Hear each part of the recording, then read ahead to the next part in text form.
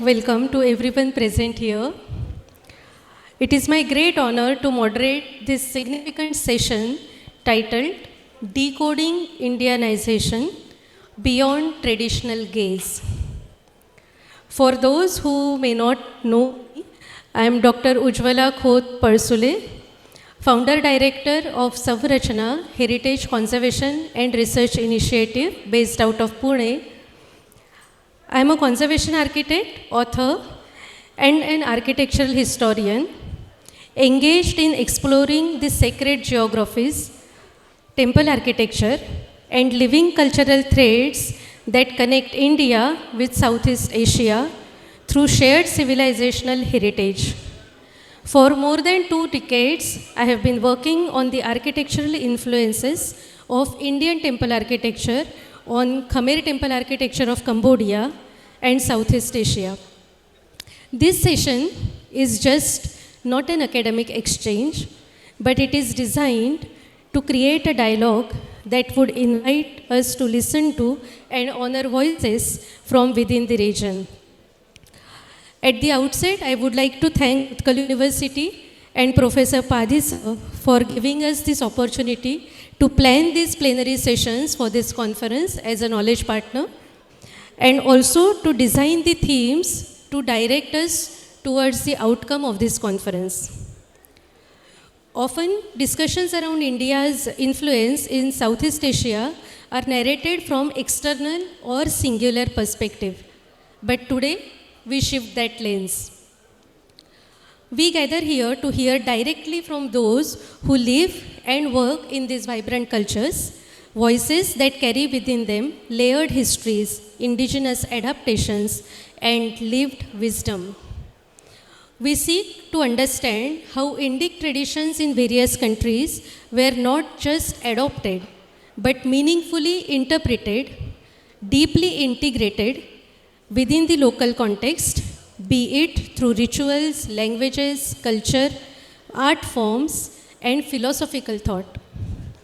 The theme of this particular panel discussion is focusing on deconstructing diffusionist model, indigenous perspective on Indian influence and local adaptation, role of traditional knowledge systems, rituals and festivals, heritage conservation and education efforts, and India's ongoing academic and cultural collaborations with Southeast Asian countries.